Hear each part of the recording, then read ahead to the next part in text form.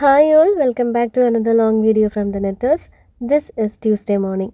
അമ്മയില്ല കേട്ടോ. അമ്മ എവിടെ പോയെന്ന് ചോദിക്കരുത്, അത് ഞാൻ പറയത്തില്ല. അമ്മ ഒരു സ്ഥലത്ത് പോയി. നമുക്ക് ഫ്രൈഡേ ഒക്കെ ആകുമ്പോൾ അമ്മേനെ പോയി കൂട്ടിക്കൊണ്ടുവരാം. ഇന്നലെ മമ്മിയുടെയും ഡാഡിയുടെയും വെഡിങ് ആനിവേഴ്സറി ആയിട്ട് രാത്രി ഒരുപാട് വൈകിയാണ് ഞങ്ങൾ സിസിജിയിൽ നിന്ന് വന്നത്. അപ്പോൾ അതുകൊണ്ട് തന്നെ കുക്കു സാറിനെ ഇന്ന് കോച്ചിങ്ങിന് വിട്ടിട്ടില്ല. അവൻ ലേറ്റായിട്ടാണ് ഉറങ്ങിയത്. രാവിലെ പാവം എണീറ്റ് ഇനി പോകാനുള്ള ഒരു ശക്തിയൊന്നും അവന് കാണത്തില്ല. ഉറങ്ങട്ടെ എന്ന് കരുതി. അങ്ങനെ സ്ഥിരമില്ലാത്തൊരു കുരിശ് വരെയൊക്കെ ഇന്നുണ്ട് കേട്ടോ. എന്നിട്ട് അങ്ങോട്ട് നോക്കി ഞാൻ ചോദിക്കുന്നത് ഇനി വല്ല പണിയും കൂടെ എനിക്ക് വരാനുണ്ടോ എന്നാണ്. എപ്പോഴും കാര്യങ്ങൾ അങ്ങനെ സ്മൂത്തായിട്ട് പോയാലും നന്നായിരിക്കത്തില്ലല്ലോ. അതുകൊണ്ട് ഇങ്ങനെയുള്ള ചില ഇഷ്യൂസൊക്കെ ഇടയ്ക്കിടയ്ക്ക് വേണമല്ലോ. അത് നമ്മുടെ ബസ്സിലെ മുട്ടയുടെ കാര്യമൊന്നും അല്ല കേട്ടോ. അതൊന്നും എനിക്കൊരു ഇഷ്യൂവേ അല്ല. ഞാനിപ്പോൾ റീസെൻ്റ്ലി ഫേസ് ചെയ്തുകൊണ്ടിരിക്കുന്ന കാര്യങ്ങൾ വെച്ചിട്ട് ദാറ്റ് ഈസ് നത്തിങ്. കഴിഞ്ഞ കുറച്ച് ദിവസങ്ങളായിട്ട് ഞാൻ അമ്മയായിട്ട് പോകുന്നു, ഞങ്ങളൊരു സ്ഥലത്ത് പോകുന്നു എന്നൊക്കെ പറയുന്നില്ലേ. അത് ഞാനൊരു അതിപ്പോൾ അങ്ങ് പറയാം. അത് പോലീസ് സ്റ്റേഷനിലോട്ടാണ് ഈ പോകുന്നത്. ഞാൻ ഓൾറെഡി ഒരു വള്ളി കയറി പിടിച്ചിട്ടുണ്ട്. ഞാൻ പിടിച്ചതല്ല, ആ വള്ളി അറിയാതെ നമ്മുടെ കാലിൽ കയറി ചുറ്റി. അപ്പോൾ ഇനി അതിൻ്റെ ഇടയിൽ ഈ മുട്ടവള്ളിയും കൂടെ പിടിക്കാനായിട്ട് എനിക്ക് തീരെ താല്പര്യമില്ലെന്ന് മാത്രമല്ല, നേരമില്ല. ഇനി അതിൻ്റെ പുറകെ ഇതേ കണക്ക് രാവിലെ സ്റ്റേഷനിൽ പോയി ഉച്ചയ്ക്ക് തിരിച്ചു വരാനൊക്കെ ഞാൻ നിന്ന് കഴിഞ്ഞാലുണ്ടല്ലോ, ഈ രണ്ട് പിള്ളേരെ ഞാൻ ആരെ ഏൽപ്പിക്കും? ഒന്നെങ്കിൽ അമ്മ, അല്ലെങ്കിൽ ഞാൻ. ഞങ്ങളിൽ ഒരാൾ ഇവിടെ വേണ്ടേ? അപ്പോൾ ഇപ്പം അമ്മ ചില അൺഅവോയ്ഡബിൾ ആയിട്ടുള്ള കാര്യങ്ങളായിട്ട് അമ്മ ഒരു സ്ഥലത്ത് പോയി നിൽക്കുകയാണ്. നമുക്ക് വേറെ ഓപ്ഷൻ ഇല്ല. അപ്പം ഞാനും ഇന്നലത്തെ വെഡിങ് ആനിവേഴ്സറി ഒക്കെ കഴിഞ്ഞ് നല്ല രീതിയിൽ ടയേർഡാണ്. അതുകൊണ്ട് മാത്രമൊന്നും പറയാൻ പറ്റത്തില്ല, നമുക്ക് നോൺ വെജ് ഒന്നും ഇരിപ്പില്ല. അപ്പോൾ ഞാൻ വിചാരിച്ചു ഒന്ന് കഞ്ഞിയും പയറും ആക്കാമെന്ന്. ഈ ക്രീസ്മ കഴിഞ്ഞിട്ടുണ്ടായിരുന്ന ബീഫൊക്കെ നമ്മൾ മണ്ടേയും ഒക്കെ കൂടെ കൂട്ടിയാണ് അത് തീർന്നത്. പിന്നെ അന്ന് തന്നെ നമ്മൾ മന്തിയും മേടിച്ചിട്ടുണ്ടായിരുന്നല്ലോ. അപ്പോൾ നല്ല രീതിക്ക് ചിക്കനും ബീഫും ഒക്കെ കഴിച്ച് നല്ല മടുത്തിരിക്കുവാണ്. ഫിഷ് മേടിക്കാൻ തൽക്കാലം ഒരു മൂഡുമില്ല. അതുകൊണ്ട് ഞാൻ വിചാരിച്ചു വയറിനൊക്കെ ഒരു റെസ്റ്റും ആവാം. മമ്മിയുടെയും ഡാഡിയുടെയും ആനിവേഴ്സറിക്കും ബിബിക്കുമായിരുന്നു. അപ്പോഴും ചിക്കൻ ഒരുപാട് കഴിച്ചു. അപ്പോൾ ഞാൻ ഇന്ന് വയറിനും എനിക്കും ഒരു റെസ്റ്റ് എന്നോണം കഞ്ഞിയും പയറുമാണ് ഉണ്ടാക്കുന്നത്.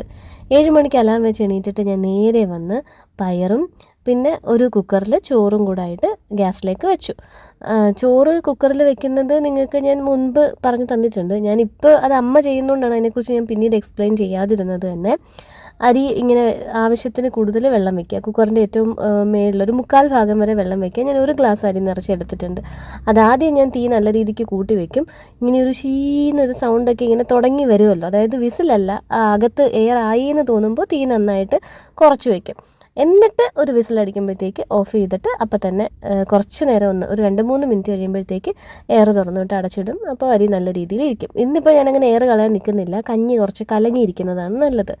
കഞ്ഞിയും പയറും ഞാൻ ഒരുമിച്ചിട്ട് പാൽക്കഞ്ഞിയാക്കാൻ നിൽക്കുന്നില്ല. കാരണം തേങ്ങ തിരുകുന്ന മെഷീൻ ഇവിടെ ഇല്ലല്ലോ, അതായത് അമ്മ. എനിക്ക് തേങ്ങ തിരുകാൻ മടിയാണ്, എന്നെക്കൊണ്ട് പറ്റത്തില്ല. ഞാൻ എത്ര ശ്രമിച്ചാലും അയ്യോ തേങ്ങ തിരുകണമല്ലോ എന്ന് ആലോചിക്കുന്നത് തന്നെ എനിക്ക് ടെൻഷൻ പോലെയാണ്. എനിക്ക് കഴിയത്തില്ല ആ കാര്യം. അതുകൊണ്ട് പാൽക്കഞ്ഞി തൽക്കാലം ചെയ്യുന്നില്ല. കഞ്ഞി വെച്ചിട്ട് പയർ ഉലർത്തിയെടുത്ത് പപ്പടവും അച്ചാറും ഒക്കെ ആയിട്ട് ലഞ്ചിനെടുക്കാനാണ് പ്ലാൻ. അപ്പോൾ 2 കുക്കറും ഗ്യാസിലേക്ക് ആയി കഴിഞ്ഞപ്പോഴത്തേക്ക് ഞാൻ നിലുവിൻ്റെ പാലുകുപ്പിയൊക്കെ കഴുകി വെച്ചിട്ടുണ്ട്. എനിക്കുള്ള കാപ്പിക്കും നിലുവിൻ്റെ ബോട്ടിൽ സ്റ്റെറിലൈസ് ചെയ്യാനായിട്ടുള്ള വെള്ളം കെറ്റിലിൽ വെച്ചു. ഇന്നലെ കഴുകി ഒതുക്കിയ പാത്രങ്ങൾ, ഇത് ഇന്നലെ കഴുകിയതല്ല, ആക്ച്വലി സൺഡേ കഴുകി ഒതുക്കിയ പാത്രങ്ങളാണ്. മൺഡേ കറക്റ്റ് 4 മണിക്ക് എനിക്ക് അമ്മേനെയും കൊണ്ട് ഇരവിപുരം പോലീസ് സ്റ്റേഷനിൽ എത്തണമായിരുന്നു. അതിനുള്ളത് എന്നെ അവിടെ നിന്ന് ഇങ്ങനെ വിളിച്ച് പറഞ്ഞിട്ടുണ്ടായിരുന്നു. അപ്പോൾ ഞാൻ നമ്മുടെ ആൻസിയുടെ അനിയത്തിയുടെ കല്യാണത്തിന് കോവിൽത്തോട്ടം പള്ളിയിൽ പോയിട്ട് തിരിച്ച് വരുന്ന വഴിയാണ്. അവിടുന്ന് ഞാനൊരു 2 മണിയോ 1:30 ആയപ്പോഴത്തേക്ക് ഇറങ്ങി. അവിടുന്ന് ഇറങ്ങി ഞാൻ ഇങ്ങോട്ടേക്ക് എത്തുന്ന ഒരു ടൈം ഫ്രെയിമിൻ്റെ ഇടയിലാണ് ആ മുട്ടയുടെ സംഭവം ഉണ്ടായത്. ആ കളവൻ അങ്ങനെയൊക്കെ കാണിച്ചത്. അപ്പൂപ്പനെന്നോ അപ്പച്ചനെന്നോ ഒക്കെ, എൻ്റെ സംസ്കാരം കൊണ്ടാണ് ഞാൻ അപ്പച്ചനെന്നോ അപ്പൂപ്പനെന്നോ ഒക്കെ പറഞ്ഞത്.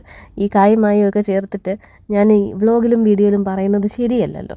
അപ്പോൾ പിന്നെ ആദ്യം കുറേ പേര് അതിന് കമൻറ്റ് ഇട്ടിരുന്നത് അയാളെ അപ്പൂപ്പനെന്നോ അപ്പച്ചനെന്നൊക്കെ വിളിക്കാനുള്ള മനസ്സ്, അങ്ങനെ പറഞ്ഞിട്ട്.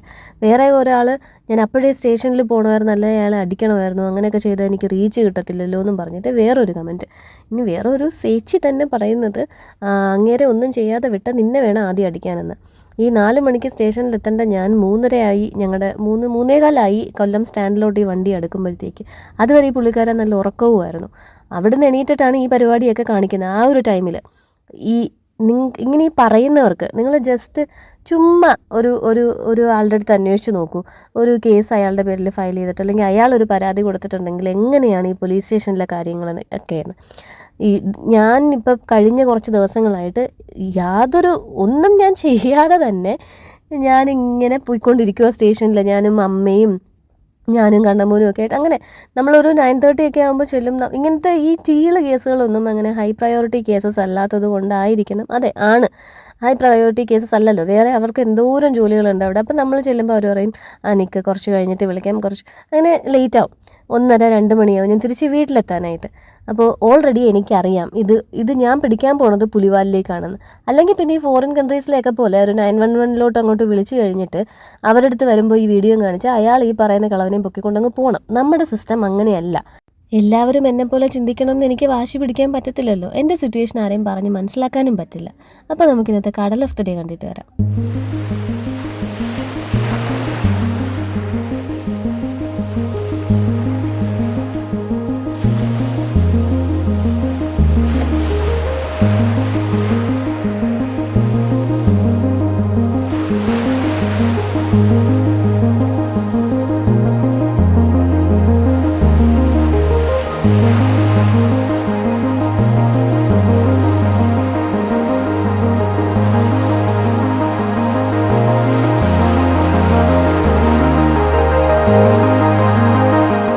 അങ്ങനെയൊക്കെയുള്ള കുറച്ച് കമൻസൊക്കെ എനിക്ക് കുറച്ച് അധികം വിഷമമായി. ഈ പറയുന്ന ഞാൻ ആദ്യം പറഞ്ഞുകൊണ്ടിരുന്നത് എനിക്ക് 4 മണിക്ക് ഒരിടത്ത് എത്തണമായിരുന്നു. അപ്പോൾ പിന്നെ ആൾക്കാർ ഇതിനേക്കാളും അത്യാവശ്യം എന്താണ് 4 മണിക്ക് എത്തേണ്ട, അങ്ങനത്തെ ഒരു കേസ് എന്താണ്, അത് കള്ളം പറയുന്നതാണെന്നും പറഞ്ഞ് വീണ്ടും. അതുകൊണ്ടാണ് എൻ്റെ വായന ഈ സ്റ്റേഷനിലേക്കാണ് പോകേണ്ടത് എന്നുള്ള കാര്യം വന്ന് വീണത്. ഈ എനിക്കിപ്പോൾ നിങ്ങളത് മനസ്സിലാക്കേണ്ട കാര്യം നിങ്ങൾക്കും ഇല്ല, പറഞ്ഞ് മനസ്സിലാക്കി തരേണ്ട കാര്യം എനിക്കും ഇല്ല. പക്ഷേ ഇതൊരു വള്ളി കേസാണ് ഈ പറയുന്നത്. പിന്നെ ഇനിയിപ്പോൾ മുഖം ബ്ലർ ചെയ്തത് എന്തിനാണെന്ന് വെച്ച് കഴിഞ്ഞാൽ, ഇമാതിരി നാടകം ഇത്രയും ഉളുപ്പില്ലാതെ പബ്ലിക്കായിട്ട് ഇങ്ങനെയൊക്കെ കാണിക്കാൻ മനസ്സുള്ളവർ ഇതിൻ്റെ അങ്ങേയറ്റം വരെ അഭിനയമൊക്കെ നടത്തും. അയാൾ പോയി ഒരു ആത്മഹത്യാ ശ്രമം നടത്തിയെന്നോ അല്ലെങ്കിൽ അയാൾക്ക് ഇത് കണ്ടിട്ട് അറ്റാക്ക് വരാൻ പോകുന്നെന്നോ അങ്ങനെയൊക്കെ പറഞ്ഞ് അത് വീണ്ടും ഒരു പരാതിയായാൽ നിങ്ങൾ ആലോചിച്ച് നോക്കൂ. എനിക്ക് ഈ വീടും ഈ 2 കുട്ടികളെ ഇട്ടിട്ട് അതിന് പുറകെ എൻ്റെ പൊന്ന് സഹോദരന്മാരെ എനിക്ക് നടക്കാനുള്ള ടൈമില്ല. അയാളുടെ പേര് ഞാൻ വെളിപ്പെടുത്തിയിട്ടില്ല, എനിക്കറിയത്തില്ല, അയാളുടെ മുഖവും ഞാൻ കാണിച്ചിട്ടില്ല. അപ്പം ഇത് കൊണ്ടിട്ട് അയാൾക്കൊരു ഡിഫമേഷൻ കേസോ അങ്ങനെ ഒന്നും അതിൻ്റെ അകത്ത് പോകാൻ പറ്റത്തില്ല. ഞാനിപ്പോൾ എന്താ ഞാൻ ഇങ്ങനെയൊക്കെ ഇത്രയും കാട് കയറി ചിന്തിക്കേണ്ട കാര്യമുണ്ടോ എന്ന് നിങ്ങൾ ചിന്തിക്കുകയാണെങ്കിൽ, ഞാനിപ്പോൾ പെട്ട് കിടക്കുന്നു എന്ന് പറഞ്ഞൊരു കുരുക്ക് ഇമാതിരി ഒരു കേസാണ്. അപ്പോൾ അത് കഴിഞ്ഞാൽ പിന്നെ അങ്ങനെ ഒരു കാര്യം കഴിഞ്ഞാൽ പിന്നെ ഞാൻ എടുത്തു വെക്കുന്ന ഓരോ സ്റ്റെപ്പും ഞാൻ ഹൈലി കാൽക്കുലേറ്റഡ് ആയിട്ടാണ് വെക്കുന്നത്. എനിക്ക് അങ്ങനത്തെ ഒരു സിറ്റുവേഷനിലാണ് ഞാനിപ്പോൾ നിൽക്കുന്നത്. ഞാൻ ചെയ്യുന്ന എല്ലാ കാര്യത്തിനും ഏതൊക്കെ രീതിയിൽ ഇതിനെ വളച്ചൊടിക്കപ്പെടാം, ഏതൊക്കെ രീതിയിൽ ഇത് തിരിഞ്ഞ് എന്നെ കുറച്ചൊന്ന് മെനക്കെടുത്തണം എന്നൊരാൾ ചിന്തിച്ചു കഴിഞ്ഞാൽ ഏതൊക്കെ രീതിയിൽ എന്നെ അങ്ങനെ മെനക്കെടുത്താൻ അയാൾക്ക് പറ്റും, അങ്ങനെയുള്ള കുറച്ച് കാര്യങ്ങളൊക്കെ ഞാൻ ചിന്തിച്ചിട്ടേ ഇപ്പോൾ ഓരോ സ്റ്റെപ്സും ഞാൻ എടുക്കുന്നുള്ളൂ. അതുകൊണ്ടാണ് എനിക്ക് ശരി എന്ന് തോന്നിയ രീതിയിൽ ഞാൻ പ്രതികരിച്ചത്. ഇതിപ്പോൾ ഞാൻ രാവിലെ അലനെ വിളിച്ചൊന്ന് കൺഫേം ചെയ്യുന്നതാണ് കേട്ടോ. അലന് ബ്രേക്ക്ഫാസ്റ്റ് വേണോ, ഇപ്പം എങ്ങാനും വരുമോ എന്ന്. പിന്നെ എനിക്ക് 10 മണിക്ക് സ്കൂളിലും പോകണം, അതിന് മുമ്പ് അലൻ വീട്ടിലെത്തണമല്ലോ, അമ്മയില്ലല്ലോ ഇവിടെ. അപ്പോൾ അതൊക്കെ ഞാൻ വിളിച്ച് ചോദിച്ചുകൊണ്ടിരിക്കുന്നതാണ്. 10 o'clock വരുമോ, എനിക്ക് പോകണമെന്നൊക്കെ. പ്ലസ് എൻ്റെ വണ്ടി ശരിയാക്കാൻ പറ്റിയില്ല. ശരിയാക്കാൻ നമുക്ക് പുറത്തേക്കും കൊണ്ടുപോകണ്ട, നമ്മുടെ അടുത്ത് തന്നെ വർക്ക്ഷോപ്പുണ്ട്. കൊച്ചുപ്പയും കണ്ണമോനും ഒക്കെ നല്ല രീതിയിൽ ഈ പരിപാടിയെല്ലാം ചെയ്യും കേട്ടോ. മുമ്പ് ഇങ്ങനെ ഞാൻ കളിയാക്കി പറയുമായിരുന്നു, ഹിറ്റ്ലർ ഫിലിമിൽ മമ്മൂട്ടിക്ക് 5 പെങ്ങന്മാർ വേണം എന്നുള്ളൊരു വാശി ഉള്ളത് മാതിരിയാണ് 2 പേരെ പോയി എക്സ്ട്രാ കൂട്ടിക്കൊണ്ട് വന്നതെന്നൊക്കെ പറയത്തില്ല. അതെനിക്ക് എപ്പോഴും അവിടെ ഒരു വണ്ടി അഴിച്ച് ഇട്ടിങ്ങനെ കിടക്കണമായിരുന്നു. ഒരു വർക്ക്ഷോപ്പിൻ്റെ ഒരു മൂഡ് ക്രിയേറ്റ് ചെയ്യാനായിട്ട് അവിടുത്തെ പോർച്ചിൽ എപ്പോഴും ഒരു വണ്ടി ഇങ്ങനെ ഇളക്കിയിട്ടിട്ടുണ്ടാവും, ബാറ്ററിയും പാർട്സും ഒക്കെ മാറ്റിയിട്ട്. അങ്ങനെ ഞാൻ കളിയാക്കി പറയുമായിരുന്നു. അപ്പോൾ നമുക്ക് വണ്ടി വർക്ക്ഷോപ്പിലൊന്നും കൊണ്ടുപോകണ്ട, പക്ഷേ ഈ വീട്ടിൽ നിന്ന് അപ്പുറത്ത് ലില്ലിയംസിൻ്റെ വീട്ടിൽ വരെ ആ വണ്ടി ഒന്ന് ഉരുട്ടിക്കൊണ്ട് എത്തിക്കാൻ എനിക്കോ എൻ്റെ വീട്ടിലുള്ളവർക്കോ നേരം കിട്ടുന്നില്ല. അപ്പം നിങ്ങളൊന്ന് ആലോചിച്ച് നോക്കൂ. ഓൾറെഡി ഇമാതിരി എന്ന് പറയാൻ പറ്റത്തില്ല, ഒരു പോലീസ് സ്റ്റേഷനുമായിട്ട് ബന്ധപ്പെട്ട ഒരു ഇൻസിഡൻറ്റ്, അതിൻ്റെ അകത്താണ് ഞാൻ കുരുങ്ങിക്കിടക്കുന്നത്. ഈ ഓശാനയുടെ അന്നും എനിക്ക് തോന്നുന്നു പിന്നെ വിഷുവിൻ്റെ അന്നും അങ്ങനെയൊക്കെ ഞാൻ ഇതിൻ്റെ എല്ലാം ഇടയിൽ ഞാനിങ്ങനെ പോയി വരുന്നുണ്ട്. അത് ഞാൻ വീഡിയോയിൽ ഉൾപ്പെടുത്താത്തതുമാണ്. അതുപോലെ തന്നെ ക്രിസ്മയുടെ ഇടയിൽ അമ്മയുമായിട്ട് ആ ദിവസം, ആ സൺഡേയിൽ അമ്മയായിട്ട് ഞങ്ങളൊരു സ്ഥലത്ത് പോയിട്ട് വന്നു. ഇതെല്ലാം ഞങ്ങൾ സ്റ്റേഷനിൽ പോകുന്നതാണ്. എനിക്കറിയാം വീഡിയോ കാണുന്ന നിങ്ങളിൽ പലർക്കും കൺസേൺസ് ഉണ്ടാവും, എന്തായിരിക്കും കാര്യം, ഞാൻ എന്ത് സിറ്റുവേഷനിലാണെന്നൊക്കെ അറിയാനുള്ളത്, അങ്ങനത്തെ ഒരു ടെൻഷൻ നിങ്ങൾക്കുണ്ടാവും. ഒരു കാര്യം ഞാൻ ഷുവറായിട്ട് പറയാം, there is nothing to worry about. പക്ഷേ ഈ പറയുന്ന ഈ പോക്ക് വരവൊന്നും നമുക്ക് ഒഴിവാക്കാൻ പറ്റത്തില്ല. അതാണ് ഇതിലെ മെനക്കേടെന്ന് ഞാൻ ആദ്യം പറഞ്ഞത്. അയാൾ ബസ്സിലിരുന്ന് അങ്ങനെ ഒരു വൃത്തികേട് കാണിച്ചപ്പോഴത്തേക്ക് ഞാനതൊരു വീഡിയോ ആക്കിയിട്ട് ഞാനത് കൊണ്ടുപോയി ഒരു സ്റ്റേഷനിൽ കൊടുത്തിട്ട് എനിക്ക് തിരിച്ച് വീട്ടിൽ വരാമെങ്കിൽ ദാറ്റ് വാസ് ഓക്കെ, ഞാനതിന് ഇറങ്ങിയേനെ. പക്ഷെ നമ്മുടെ ഇവിടുത്തെ സിസ്റ്റം അങ്ങനെ അല്ലടാ. നിങ്ങളൊന്ന് ആലോചിച്ച് നോക്കൂ. ഞാൻ ഡെയിലി രാവിലെ ഇവിടുന്ന് 9 മണിക്ക് സ്റ്റേഷനിൽ പോകണം, പിന്നെ 11:30 ആകുമ്പോഴത്തേക്ക് തിരിച്ചു വരണം, വീണ്ടും അവർ വിളിക്കുമ്പോൾ ഞാൻ പോകണം. ഇതിനൊക്കെ നമുക്ക് മെനക്കെടായിരുന്നു. ഈ പറയുന്ന ആ പുള്ളിക്കാരൻ ഈ കാണിച്ച സംഭവത്തിന് അങ്ങേർക്ക് നല്ല രീതിയിൽ കുറച്ച് ശിക്ഷ കിട്ടുമെന്നുണ്ടെങ്കിൽ, അല്ല 2 അടിയെങ്കിലും എവിടെന്നെങ്കിലും കിട്ടും എന്നുള്ളത് നമുക്ക് ഉറപ്പുണ്ടായിരുന്നെങ്കിൽ നമ്മൾ മെനക്കെടുന്നതിനും അർത്ഥം ഉണ്ടായിരുന്നു. ഇതൊന്നും നടക്കത്തില്ല. ഈ പ്രായത്തിലുള്ള അങ്ങേരെ ഞാൻ ഈ പറഞ്ഞ കണക്ക് ഞാൻ ആ ബസ്സിൽ വെച്ചൊരു അടിയെങ്ങാനും അടിച്ചെങ്കിൽ ഇയാളൊരു ഹൃദയാഘാതം അഭിനയിച്ച് അവിടെ വീണാലും ഞാൻ വീണ്ടും കുരുങ്ങണം. അത്രയും ഏജ് ഉണ്ട് അയാൾക്ക്. പിന്നെ ഇവിടുത്തെ നിയമം വെച്ചിട്ട് എനിക്ക് വലുതായിട്ട് ഒന്നും അറിയത്തില്ലെങ്കിലും ഞാൻ ഒന്ന് തപ്പിപ്പറക്കിയപ്പോഴത്തേക്ക് എനിക്ക് മനസ്സിലായത് കൂടിപ്പോയാൽ ഒരു 2 ആഴ്ച ചിലപ്പോൾ അകത്ത് കിടന്നേക്കാം, അത് ഫൈൻ അടയ്ക്കാം, അത്രയൊക്കെ ഉള്ളൂ. അതിന് വേണ്ടിയിട്ട് എൻ്റെ ദിവസങ്ങൾ എനിക്ക് മെനക്കെടുത്താൻ പറ്റത്തില്ല എന്ന് കരുതി ഒരു കാര്യത്തിനും നമ്മൾ പരാതിയായിട്ട് ഇറങ്ങരുത് എന്നല്ല ഞാൻ പറയുന്നത്. അണമുട്ടിയ ചേരയും കടിക്കുമെന്ന് പറയുന്നത് കണക്ക് ഒരുപാടാകുമ്പോഴത്തേക്ക് നമ്മൾ പിന്നെ വേറൊന്നും ആലോചിക്കരുത്, തുനിഞ്ഞങ്ങ് ഇറങ്ങണം. ഇതിപ്പോൾ അങ്ങനെ ഇറങ്ങേണ്ട ഒരു സിറ്റുവേഷൻ ഇതിൻ്റെ അകത്തില്ല. എൻ്റെ ലക്ഷ്യം എന്താണ്? ഇമാതിരി വൃത്തികേട് ഇനി അയാൾ വേറെ ആരുടെടുത്തും കാണിക്കാൻ പാടില്ല. അതിനുള്ള ബെസ്റ്റ് വഴിയാണ് ഞാൻ ഇപ്പോൾ ചെയ്ത കാര്യം. ആ ഫേസ് ബ്ലറായിരിക്കുന്നതെന്ന് ഒഴിച്ചാൽ ഇപ്പം നമ്മുടെ നാട്ടിലുള്ള എൻ്റെ വീടിൻ്റെ അടുത്തുള്ള ഒരു അപ്പൂപ്പനായിരുന്നെങ്കിൽ എനിക്ക് ഓഫ് കോഴ്സ് അയാളെ കാണുമ്പോൾ തന്നെ എനിക്ക് തിരിച്ചറിയാൻ പറ്റിയേനെ ഇത് ഇന്ന വ്യക്തിയാണെന്നുള്ളത്. അതേ കണക്ക് അയാളുടെ വീട്ടുകാർക്കും നാട്ടുകാർക്കും എന്തായാലും മനസ്സിലാവും. ആ ഷർട്ട്, പാൻറ്റ്, ഫയൽ, കയ്യിലെ വാച്ച്, മോതിരം ഇതൊക്കെ വെച്ചിട്ട് അയാളുടെ മക്കൾക്കും ചെറുമക്കൾക്കും കുടുംബക്കാർക്കും ഇങ്ങേരാണെന്നുള്ളത് ഇതിനോടകം മനസ്സിലായി കാണും. ഞാൻ കൊടുക്കുന്ന ഒരു അടീനേക്കാളും നല്ല എഫക്റ്റ് ആയിരിക്കും മക്കളുടെയോ ചെറുമക്കളുടെയോ കയ്യിൽ നിന്ന് അയാൾക്കൊരു അടി കിട്ടുന്നത്. പ്ലസ് നിങ്ങളിൽ ഒരാൾ ഇനി ബസ്സിൽ കയറുമ്പോൾ ഇതുപോലൊരു മുട്ടത്തല്ലേ ഇനി ഇങ്ങനത്തെ ഒരു സ്പെക്സും മാസ്കും ഒക്കെ വെച്ചിട്ട് ഒരാളെ കാണുവാണെങ്കിൽ നിങ്ങൾക്കും മനസ്സിലാവും അല്ലേ? മനസ്സിലായില്ലെങ്കിലും നിങ്ങളൊന്ന് ശ്രദ്ധിക്കുകയെങ്കിലും ചെയ്യും. ഇനി ഈ വീഡിയോ ഇത്രയും വൈറലായ സ്ഥിതിക്ക് അയാളും ഇനിയൊന്ന് ശ്രദ്ധിക്കും. ഇമാതിരി പരിപാടി കാണിച്ചാൽ ഇതുപോലെ നാളെ വീഡിയോ എടുത്തിടുന്ന ആൾ എൻ്റെ മുഖം മറയ്ക്കണം എന്നില്ല. ചിലപ്പോൾ എൻ്റെ ഫേസ്, ഈ ക്യാരം ബോർഡ് കളിയുടെ ബഹളമാണ് കേൾക്കുന്നത്, ചിലപ്പോൾ എൻ്റെ ഫേസ് എടുത്ത് കാണിച്ചേക്കാം എന്നൊക്കെയുള്ള ചിന്ത അയാളിലും വരും. ഇതൊന്നുമല്ല, ഈ മൊട്ടത്തലേനെ കുടുംബക്കാർക്ക് മനസ്സിലായിട്ടുണ്ടെങ്കിൽ ആ വീട്ടിലെ പെൺമക്കളെയും ചെറുമക്കളെയും ഒക്കെ അവർ കുറച്ചുകൂടെ ശ്രദ്ധിക്കുകയും ചെയ്യും.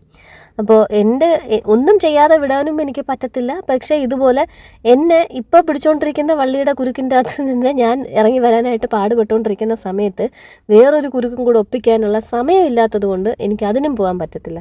അപ്പോൾ എൻ്റെ മുന്നിൽ എനിക്ക് തോന്നിയ വഴി ഇതാണ്, അത് ഞാൻ ചെയ്തു. നിങ്ങളിൽ അത് ഇപ്പം ഞാൻ എങ്ങനെ പറയണമെന്ന് എനിക്കറിയത്തില്ല. നിങ്ങൾക്കത് മനസ്സിലാവുന്നുണ്ടെങ്കിൽ അറ്റ്ലീസ്റ്റ് ഒരു കമൻറ്റിലൂടെയെങ്കിലും എൻ്റെ അടുത്ത് പറയണം കേട്ടോ.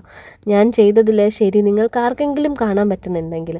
കാരണം ചില ആൾക്കാരുടെ കമൻറ്റ് കാണുമ്പോഴുണ്ടല്ലോ എനിക്കിങ്ങനെ അവസാനം ഞാനൊരു കമൻറ്റ് ഇട്ടു, നിങ്ങൾക്ക് താല്പര്യം ഉണ്ടെങ്കിൽ വാ, ഞാൻ ആ വീഡിയോ ക്ലിപ്പിങ്സ് കാണിച്ചു തരാം, നിങ്ങൾ നടക്ക്, അതിന് പുറകെ നിങ്ങൾ നടക്ക്. വീട്ടിൽ ഇരുന്ന് പറയുന്ന അത്ര എളുപ്പമല്ല നമ്മൾ അതിന് പുറകെ നടക്കുക എന്ന് പറഞ്ഞാൽ.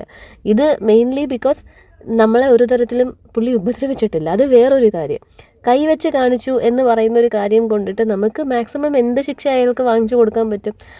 ദേഹത്ത് തൊട്ടെങ്കിൽ ഈ പറയുന്ന കണക്കൊന്നും അല്ല, ചിലപ്പോൾ ഞാൻ ചവിട്ടി താഴെ ഇട്ടേനെ. ഇതിപ്പോൾ അങ്ങനെ അല്ലല്ലോ. ഓരോ കാര്യത്തിനും നമ്മൾ ചില കുട്ടികളെ നമ്മൾ ശിക്ഷിക്കുമ്പോൾ പോലും നമ്മൾ പറയത്തില്ല ഇതിനാണോ ഈ കൊച്ചിനെ ഇങ്ങനെ വാരി വലിച്ചടിക്കുന്നത്, അല്ലെങ്കിൽ ഇതിനാണോ കുഞ്ഞിനെ ഇത്രയും വഴക്ക് പറയുന്നതെന്നൊക്കെ. So priorities matter. പിന്നെ നമുക്കറിയാമല്ലോ ഇതും കൊണ്ട് നമ്മൾ കൂടിപ്പോയാൽ അങ്ങേർക്കൊന്നും സംഭവിക്കാൻ പോകുന്നില്ലടാ. നമ്മുടെ സിസ്റ്റം വെച്ചിട്ട് ഒന്നും സംഭവിക്കത്തില്ല. അങ്ങനെയൊക്കെ സംഭവിക്കാൻ പോവുകയാണെങ്കിൽ എപ്പോഴും ഈ ചാമിയണ്ണനെയൊക്കെ തൂക്കിക്കൊല്ലണമായിരുന്നു. നടക്കത്തില്ല. പിന്നെ വെറുതെ എന്തിനാ? അപ്പോൾ പറഞ്ഞ് ഇന്നത്തെ നമ്മുടെ ലോങ് വീഡിയോയുടെ മൂഡ് മൊത്തം ഞാൻ കുളമാക്കി. പക്ഷേ എനിക്ക് ഈ പറഞ്ഞ എനിക്ക് വേറെ ആരായിരിക്കുന്നത് പറയാനായിട്ട്? അലനോട് പറയാം ഓഫ് കോഴ്സ്. പിന്നെ ഇതിൻ്റെ അകത്ത് ഉള്ള ഒരു 1K വ്യൂസ് എങ്കിലും വരുമല്ലോ, 1000 പേര്. എന്നെ തിരിച്ചറിയാനും എന്നെ മനസ്സിലാക്കാനും പറ്റുന്ന 1000 പേരുണ്ടെങ്കിൽ അതെനിക്കൊരു സന്തോഷമല്ലേ? കുളവാക്കില്ലേ, ഞാൻ വീണ്ടും കുളവാക്കി. അപ്പോൾ അതേ രാവിലത്തെ ബ്രേക്ക്ഫാസ്റ്റിന് ഞാനിന്ന് ടോസ്റ്റാണ് കേട്ടോ ചെയ്യുന്നത്. എനിക്ക് എല്ലാം എളുപ്പത്തിൽ തീരണം. ഇപ്പോൾ തന്നെ മണി ഒരു 9:30 ആയിട്ടുണ്ടാവും ഞാൻ ഈ ടോസ്റ്റ് ചെയ്യാനായിട്ട് തുടങ്ങിയപ്പോൾ. അപ്പോൾ 10 മണിക്കാണ് സ്കൂളിൽ എത്തേണ്ടത്. അപ്പോൾ ഞാൻ മമ്മീനെ ഓൾറെഡി വിളിച്ചു പറഞ്ഞു, മമ്മി അലൻ എത്തിയിട്ടില്ല, നിലു എണീറ്റിട്ടുമില്ല, അലൻ എത്തിക്കഴിഞ്ഞാലേ എനിക്ക് സ്കൂളിലേക്ക് ഇറങ്ങാൻ പറ്റത്തുള്ളൂ. അമ്മ ഇല്ലല്ലോ. ലില്ലിയമ്മച്ചിക്കാണെങ്കിൽ കാല് വയ്യ. 2-3 ദിവസമായിട്ട് ഞങ്ങൾ ഈ സ്റ്റേഷനിൽ പോകുകയും വരെയൊക്കെ ചെയ്യുമ്പോൾ അമ്മച്ചി അവിടെ നിന്ന് നടന്ന് വന്ന് വീട്ടിലിരിക്കുകയാണ് ചെയ്യുന്നത്. അപ്പോൾ എനിക്ക് ഇനി അമ്മച്ചീനെ വിളിക്കാനായിട്ടും എനിക്ക് എനിക്ക് പറ്റാത്തൊരു സിറ്റുവേഷനായി. എനിക്ക് അമ്മച്ചി അങ്ങനെ നടന്നു വരുന്നത് കാണുന്നത് തന്നെ സങ്കടമാണ്. നൈറ്റി ഒക്കെ പൊക്കി ഇങ്ങനെ ഈ കുട്ടിത്താറാവ് വരുന്നവർക്ക് തത്തി താവി ഈ വെയിലത്തൂടെ ഈ ഒരു പറമ്പും കടന്ന് ഇങ്ങോട്ട് വരുന്നത്. അതുകൊണ്ട് അമ്മച്ചീനെ ഞാൻ വിളിക്കാൻ പോയില്ല. അപ്പോൾ അലനും പറഞ്ഞു വേണ്ട വിളിക്കണ്ട, ഞാൻ മാക്സിമം പെട്ടെന്ന് ഇവിടെ നിന്ന് ഇറങ്ങാൻ നോക്കാം, ഞാൻ വന്നിട്ട് പോയാൽ മതിയെന്ന്. പിന്നെ മമ്മീനെ നമ്മൾ വിളിച്ചും പറഞ്ഞല്ലോ. ഇത് ക്രീസ്മയ്ക്ക് വാങ്ങിച്ച ബ്രെഡിൻ്റെ ബാക്കിയാണ് കേട്ടോ. ആ ഇരുന്ന ബ്രെഡൊക്കെ എടുത്ത് വെച്ച് ഞാൻ ടോസ്റ്റ് ചെയ്തു. എന്തായാലും എനിക്കും പിള്ളേർക്കും കഴിക്കാനായിട്ടുള്ളതുണ്ട്. പിന്നെ ഉച്ചയ്ക്കത്തെ കഞ്ഞിയുടെ കൂടെ മുട്ട പൊരിച്ചതും കൂടെ വെക്കാമെന്ന് കരുതി. നമ്മുടെ മെയിൻ മെനു ആണല്ലോ ഉച്ചയ്ക്കത്തെ ലഞ്ച് എന്ന് പറയുന്നത്. രാത്രിയായിരുന്നെങ്കിൽ ഞാൻ മുട്ട പൊരിക്കാനൊന്നും മെനക്കിടത്തില്ലായിരുന്നു. കഞ്ഞിയും പയറൊക്കെ വെച്ചിട്ട് അങ്ങനെ അങ്ങ് അഡ്ജസ്റ്റ് ചെയ്തേനെ. ഇതിപ്പോൾ ഉച്ചയല്ലേ, അതുകൊണ്ട് ഞാൻ മുട്ടയും കൂടെ പൊരിച്ചു. ഒരു 4 മുട്ട എടുത്തിട്ട് ഒരെണ്ണമാണ് ഞാൻ ടോസ്റ്റിന് എടുത്തത്. ബാക്കി 3 എണ്ണം ഒരുമിച്ച് തന്നെ കുറച്ച് ഉള്ളിയൊക്കെ അരിഞ്ഞിട്ട് പച്ചമുളകും ഒക്കെ അരിഞ്ഞിട്ട് അങ്ങ് ഓംലെറ്റായിട്ട് ചെയ്തെടുത്തു. ഇതിനിടയിൽ ഞാൻ ഒരു കാര്യം കൂടെ പറയാൻ വിട്ടുപോയി കേട്ടോ. ഞാൻ ഇതിൻ്റെ ഇടയ്ക്ക് FBയിൽ ഒരു കോപ്പിറൈറ്റ് വാർണിംഗ് ഇട്ടിരുന്നു. ചാനലിലുള്ള കണ്ടൻറ്റ് എൻ്റെ അനുവാദമില്ലാതെ എടുത്ത് ഡൗൺലോഡ് ചെയ്ത് റീപോസ്റ്റ് ചെയ്യരുതെന്ന്. അപ്പോഴത്തേക്ക് ഒരു മഹാൻ്റെ കമൻ്റ് എന്ന് പറഞ്ഞു കഴിഞ്ഞാലോ, അപ്പം ബാക്കിയുള്ളവർ, അതായത് ഇത് എല്ലാവരും കാണണം ഷെയർ ചെയ്യണം എന്ന് പറയുന്ന ആൾക്ക് ഇത് ബാക്കി ആരെങ്കിലും അങ്ങനെ ഡൗൺലോഡ് ചെയ്ത് റീപോസ്റ്റ് ചെയ്യുമ്പോൾ അവർക്ക് റീച്ച് കിട്ടുന്നതിനും അവർക്ക് കാശ് കിട്ടും, അങ്ങനെ വരുതെന്ന് കരുതിയിട്ടാണ് അങ്ങനെ പറയുന്നതെന്ന്. അതിലെ സംഭവം എന്താണെന്നറിയോ, ഞാൻ റാൻഡം ആയിട്ട് ഇങ്ങനെ നമ്മുടെ FBയിൽ നമുക്ക് നോട്ടിഫിക്കേഷൻ വരും ഇത്ര ആൾക്കാർ ഷെയർ ചെയ്തു എന്നുള്ളത്. അപ്പോൾ അതിങ്ങനെ ലൈക്ക് ചെയ്ത് പോയപ്പോൾ ഒരു വൃത്തികെട്ട പേര്, അത് ഞാൻ ടൈപ്പ് ചെയ്തിട്ടിട്ടുണ്ട്, ഞാൻ പറയുന്നില്ല ഇതിൽ, അങ്ങനത്തെ കുറേ ചീള് ഗ്രൂപ്പിൽ ഇത് ഷെയർ ചെയ്തിരിക്കുന്നു. എന്നിട്ട് അവരവിടെ കമൻ്റ് ഇട്ട് ആഘോഷിക്കുകയാണ്. എന്ന് വെച്ചാൽ ഗ്രൂപ്പ് എന്ന് തന്നെ പറയാം. ഇത്രയും വൃത്തികെട്ടവന്മാർ ഈ ലോകത്തുണ്ടെന്ന് എനിക്ക് എപ്പോഴാണ് മനസ്സിലായത്. അപ്പൂപ്പനെ അപ്രീഷിയേറ്റ് ചെയ്തിട്ടും കാണിച്ചത് ഇന്നതാണെന്നൊക്കെ എക്സ്പ്ലെയിൻ ചെയ്ത് പുളകം കൊള്ളുന്ന ഒരുമാതിരത്തെ തൊട്ടി ഗ്രൂപ്പുകൾ അവിടെ ഇതിട്ടിട്ടുണ്ട്. അതുകൊണ്ടാണ് ഞാൻ റിപ്പോർട്ട് അടിച്ചത്. അപ്പോൾ ഇനി എൻ്റെ പോസ്റ്റ് ഡൗൺലോഡ് ചെയ്ത് റീപോസ്റ്റ് ചെയ്താൽ കോപ്പിറൈറ്റ് വീഴും. അതെനിക്ക് വേറെ വഴിയില്ലായിരുന്നു. കാരണം അങ്ങനെ അവർക്ക് എൻജോയ് ചെയ്യാനായിട്ടല്ല ഞാൻ ആ പോസ്റ്റ് ഇട്ടത്. എൻ്റെ അതേ വോയിസ് ഓവറാണ് ഇട്ടേക്കുന്നതും. വിഷ്വലിൽ എന്തായാലും ഞാനില്ല. അത് മാത്രമായിരുന്നെങ്കിൽ ഞാൻ പിന്നെ സഹിച്ചേനെ. ഇത് എൻ്റെ സൗണ്ട് കേട്ടിട്ട് പലരും തിരിച്ചറിഞ്ഞ് ഓരോന്ന് എനിക്ക് അയച്ചു തരുന്നുണ്ട്. ഇതാ ഇങ്ങനെ ഒരു ഗ്രൂപ്പിൽ കിടക്കുന്നുണ്ടടാ എന്നൊക്കെ പറഞ്ഞിട്ട് അങ്ങനെയും എനിക്ക് വരുന്നുണ്ട് സംഭവങ്ങൾ. അതൊക്കെ കൂടെ കണ്ടപ്പോൾ സത്യം പറഞ്ഞാൽ ഒന്ന് ഇമാജിൻ ചെയ്ത് നോക്കൂ, എന്ത് വൃത്തികെട്ടൊരു ലോകമായിട്ട് ഇത് മാറിക്കഴിഞ്ഞു. അതായത് ഞാൻ അപ്പോൾ ചിന്തിച്ചു, ഇപ്പം നാളെ ഞാൻ എവിടെയെങ്കിലും ഇതുപോലെ പബ്ലിക് ട്രാൻസ്പോർട്ടിൽ എനിക്കെതിരെ ഒരു ആക്രമണം ഉണ്ടാവുന്നതോ അല്ലെങ്കിൽ എന്തെങ്കിലും ഞാൻ തെളിവിന് വേണ്ടി ഞാനത് ഷൂട്ട് ചെയ്തിട്ട് ഞാനത് ഇട്ട് കഴിഞ്ഞാൽ അത് ന്യൂസിൻ്റെ റീച്ചിനോ അല്ലെങ്കിൽ ഈ പറഞ്ഞ കണക്ക് ഒരു അവയർനെസ്സിനോ റീച്ച് ആവുന്നതിനേക്കാളും കൂടുതൽ ഇതുപോലുള്ള ഗ്രൂപ്പുകളിൽ റീച്ചാവും. ആൾക്കാരുടെ മനസ്സ് എന്തോരം വൃത്തികെട്ടതാണെന്ന് നോക്കിയേ. അവർ ഈ പറയുന്ന അഡൾട്ട് ഗ്രൂപ്പ്സ് ഉണ്ടല്ലോ, അങ്ങനെയുള്ള സംഭവത്തിൽ പോലും ഇതെടുത്തിട്ട് ആഘോഷിക്കുന്ന ഒരു ലെവൽ വരെ അത്രയും തരം താഴ്ന്ന ആൾക്കാർ there are such people. അപ്പോൾ അങ്ങനെ വെച്ച് നോക്കുമ്പോഴത്തേക്ക് അവരും അപ്പൂപ്പനുമൊക്കെ എനിക്ക് ഒന്നാണ്. അപ്പോൾ ഇതിൻ്റെ ഇടയിൽ ഞാൻ ബ്രേക്ക്ഫാസ്റ്റൊക്കെ കഴിച്ചു. ഞങ്ങൾ കഴിച്ചുകൊണ്ടിരുന്നപ്പോഴത്തേക്ക് നിലു എണീറ്റു. കുക്കു സാറ് രാവിലെ എണീറ്റ് കഴിഞ്ഞാൽ ഉടനെ പൈജാമാസൊക്കെ മാറ്റും കേട്ടോ. പിന്നെ ജേഴ്സിയാണ് ഞങ്ങളുടെ വേഷം, ഞങ്ങൾ ഫുട്ബോൾ കളിക്കാരനാണല്ലോ. പിന്നെ മറ്റേത് ഇനിയിപ്പോൾ ഞാനായിട്ട് മാറ്റി കൊടുക്കണം, അത് പിന്നെ ഒരു ഫ്രീ സ്റ്റൈലാണല്ലോ ദിവസം മുഴുവനായിട്ട്. അപ്പോൾ ഞാൻ ബ്രെഡ് കഴിച്ചുകൊണ്ടിരുന്നപ്പോഴത്തേക്ക് ഒരു ഇത്തിരി ടേസ്റ്റ് ചെയ്തു. പിന്നെ അപ്പോഴത്തേക്ക് എനിക്ക് പാല് വേണ്ട, എനിക്ക് ബ്രെഡ് മതി എന്ന് പറഞ്ഞിട്ട് ഞാൻ അവൻ്റെ പാത്രത്തിൽ ഒരു പീസ് ബ്രെഡ് വെച്ച് കൊടുത്തു. അതും കഴിച്ചുകൊണ്ടിരുന്നപ്പോഴത്തേക്ക് ആലൻ വന്നു, ഇനി വേണം എനിക്ക് സ്കൂളിലോട്ട് പോകാനായിട്ട്. അമ്മ ഇവിടെ ഉണ്ടായിരുന്നപ്പോഴേ ഞാൻ സത്യം പറഞ്ഞാൽ ഈ ചാനൽ തുടങ്ങിയതിൽ ആദ്യത്തെ ലോങ് വീഡിയോ ഇടുന്ന ആ ഒരു ദിവസം അല്ലെങ്കിൽ ആ ഒരു ലോങ് വീഡിയോ ഷൂട്ട് ചെയ്യുന്ന ദിവസം തൊട്ടാണ് അമ്മ നമ്മുടെ കൂടെ ഇവിടെ വന്ന് നിൽക്കാൻ തുടങ്ങിയത്. അതുവരെ ഞങ്ങൾ ഒറ്റയ്ക്ക് തന്നെയായിരുന്നു. അമ്മ ഇവിടെ നിന്ന് കഴിഞ്ഞപ്പോഴത്തേക്ക് എൻ്റെ എല്ലാ കാര്യങ്ങളും കുറച്ചുകൂടെ ഒരു സാമട്ടിലൊക്കെ ആയിട്ടുണ്ടായിരുന്നു. ഞാൻ ബ്രേക്ക്ഫാസ്റ്റ് ഉണ്ടാക്കിയിട്ട് പോകും, എന്തെങ്കിലും കറിയാക്കി വെച്ചാൽ മതി, ചോറാക്കും, അല്ലെങ്കിൽ ചിലപ്പോൾ പച്ചക്കറികൾ അമ്മയാക്കും, ഞാൻ കറി വെച്ചിട്ടങ്ങ് പോവും. അപ്പം അതിൻ്റെ ഒരു ബുദ്ധിമുട്ട് എനിക്ക് 2 ദിവസമായിട്ട് നല്ല രീതിയിൽ അനുഭവപ്പെടുന്നുണ്ട്. എനിക്കും പറ്റുന്നില്ല ഇത് പെട്ടെന്ന് തിരിച്ച് ആ ഒരു റുട്ടീനിലോട്ട് എത്താനായിട്ടേ. എല്ലാം ചെയ്ത് വെച്ചിട്ട് പോകണമല്ലോ. പിന്നെ അന്നൊക്കെ ഞാൻ ഇവിടെ നിന്ന് ഇറങ്ങുമ്പോഴത്തേക്ക് നിലുവിനെ കൊണ്ട് സ്കൂട്ടിയുടെ ഫ്രണ്ടിൽ ഒരു ബെൽറ്റ് ഇട്ട് എൻ്റെ ദേഹത്ത് ഇങ്ങനെ ചേർത്ത് വെച്ചിട്ട് നിലുവിനെ കൊണ്ട് അമ്മയുടെ ആക്കിയിട്ടായിരുന്നു സ്കൂളിലോട്ട് പോകുന്നത്. അപ്പോൾ ഇപ്പോൾ അതും നടക്കത്തില്ല.